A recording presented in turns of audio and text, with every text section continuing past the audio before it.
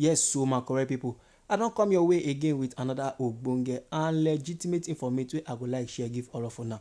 No sir, I don give you report now say federal government dey don dey yarn say make state police begin dey plaster with state government for inside we country Nigeria, say that one na to promote security for inside we country and to remove insecurity wey the country Nigeria dey face. Now the koko be say the inspector general of police wey be Kayode Egbetokun, im don reject the state police proposal. Im come dey drop warning say e no go hard the governors now say they go abuse this thing, say they go come dey use the police for their political and personal benefit dem, and e no go hard them now they go come compromise human rights and national security. The IG na im dey yarn this one for inside the state dialogue on state policing wey be say na the House of Representatives na organize am for inside Abuja on Monday, and the theme for this dialogue na pathways to peace, reimaging policing in Nigeria. No be small koko my correct person. This thing now e don be like debate because as the federal government come outside dey come dey yarn say make state police now begin dey plaster with state governors, im dey come dey drop reasons o. Im say the reasons why that one go happen na because say e go come promote security and e go come stop insecurity for inside we country Nigeria. But now the IG don come outside come yarn on im own point too. Im say this thing now wey the government wan do, say e no go good o, e no go nice at all. Instead say the state governors they go abuse am, e no go how dem do now, they come abuse am, come use am for their own personal benefits, you understand.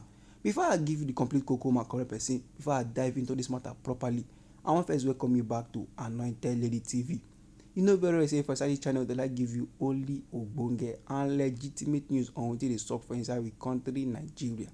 So if you never subscribe to the channel, make you try go subscribe and make you turn on the notification bell so that as we dey bring the news dey come, you dey get the update sharp sharp. And anyhow the koko be for body, feel free make you drop am inside our comment section. Alright my correct person, back to the koko of the hour, as the IG don come outside come yarn say that kind thing e no go possible, e no go work at all, e no go make sense, e no go bring betterment come we country Nigeria. Instead e fit bring compromise to human rights and national security. But the federal government they don dey yarn say you see this decision wey they don take, say going back e no follow at all, say they need to go back on the matter. No be small koko. Now for inside this event, now for inside this dialogue, the vice president wey be Kashim Shettima, im come dey yarn say Bola Ahmed Tinubu administration say dem dey committed to create ogbonge environment for the establishment of state police across the country. Now everybody know very well say this our nation Nigeria, e don dey battle so many kind of challenges, and the number one challenges for inside na security challenges. And they don dey battle this insecurity now for years, and the police authorities they never fit do anything about the matter. They never fit stop the crisis upon all the kind of things wey they don do, upon all the different strategies wey they don use. They even come involve military forces sef for inside the country, but still and still good result e no dey. Now to address this security matter, our president wey Bola Ahmed Tinubu and the state governors they come agree to come up with modalities, with some kind things like that wey be say e go help in the creation of state police to tackle the security crisis dem. And you see the decision na part of the agreement wey dem make for inside one emergency meeting like that between the president and the 36 state governors. And this meeting e happen for inside Aso Rock Villa for inside Abuja for inside the month of February. No be small koko my correct people. Now so far about 20 governors they don submit their reports, and they come dey express their support for the state police to the National Economic Council. And still on this move, still on this matter, the House of Representatives for inside the month of February 20th 2024 they come pass the Constitution of the Federal Republic of Nigeria Bill 2023 wey be HB 617 for second reading. But as I'm talking to you right now my correct people, the Inspector General of Police im don oppose this matter, im don oppose this initiative, this way the federal government now they bring on this leg wey they use, so im don oppose am. The Inspector General of Police now wey be say na im assistant wey be Ben Okolo na represent am for inside the security summit, im come dey call for solutions to the challenges wey dey face the Nigeria police force so that they go fit serve the people better. Im come dey yarn say on the issue of this state police talk, on the issue of this state police matter, say our country Nigeria e never mature reach the stage wey be say na the state go come dey control police. Our country people like to dey take chances wey dem give them chance. If dem do this thing now, abuse of power go dey. The political leadership they go wan like abuse this thing, and e no go make sense at all. The state governors now they go come dey use the police force under their control for political or personal benefits, and e no make sense, and e go still come compromise human rights and security. No be lie my correct person.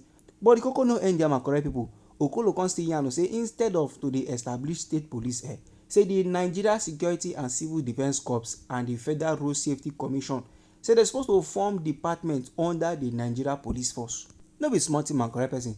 As the Inspector General of Police come bring this argument come board sharp sharp, na the Vice Presido wey dey represent our Presido Bola Ahmed Tinubu, im come dey yarn say dis state police initiative say e no dey timely o. Say dis government now under the leadership of our Presido Bola Ahmed Tinubu say dem dey very much aware of the security issues dem wey be say some kind places for inside the country Nigeria dey suffer, and because of that thing now say dem dey continuously dey develop method wey dey go take address all the security challenges wey dey affect the country Nigeria. And our Presido Bola Ahmed Tinubu im believe well well say the path to this effective security say na through adaptive reforms dem, na through some kind updates dem wey be say dem dey bring come to tackle the security challenges, to tackle some kind situations and circumstances. And the Vice President come still yarn say in order to bring betterment to we country, in order to bring solution to this security crisis na why dem dey like use different options, different method dem. Even the senior special assistant on media and communications to the Vice President Stanley Nwokocha, im constantly yarn almost the same thing. Im say the administration of our President Bola Ahmed Tinubu know very well about the security issues dem wey be say our country Nigeria dey face. Na make dem dey like bring up new strategy, new method dem to address the challenges. So my correct person, how you see this matter? If you be judge now for this koko, if you be judge for this case, who you go like support, who you go like one vote for, who you go like one say aya na you be the winner of this debate? Because as the federal government now don come outside come dey yarn say why dem dey bring up this topic, why dem dey bring up this method, why dem want to make police dey plaster with state governors now, because say the security challenges now e don too much, and this kind thing say e go help to calm down the challenges wey dem dey face. You understand? But now the IG don come outside come yarn say this kind one now e no make sense at all. Say those governors now e no go how dem do now, they go come use am for their own benefit. And the Inspector General of Police constantly yarn my correct people say if the federal government know very well say their mind dey for this security challenges matter so make dem comot body from that one wey dem dey try do. Instead, make the Nigeria Security and Civil Defence Corps and the Federal Road Safety Commission make dem form department under the Nigerian Police Force. Say na this one na go help the country concerning the security issues dem pass that one wey dem wan do so. Understand? So my correct person, if you be judge on top this matter, which one you go do? Which one you go like one follow? Who you go like one give the winner of this debate between the federal government and the Inspector General of Police? Two of them now don drop their points. So any item be you for body, feel free make it drop am for inside our comment section. You know very well say this na Anointed Lady TV, where they like give you only ogbonge and legitimate news wey dey happen for inside the country Nigeria. So if you never subscribe to this channel, make you try go subscribe and make you turn on the notification bell, so that as we dey bring the news dey come, you dey get the update sharp sharp. And make you try to share the news to your family and friends, so that them too they go get updates on wetin dey play for inside the country Nigeria. I dey bring another update for you, my correct person. No go anywhere.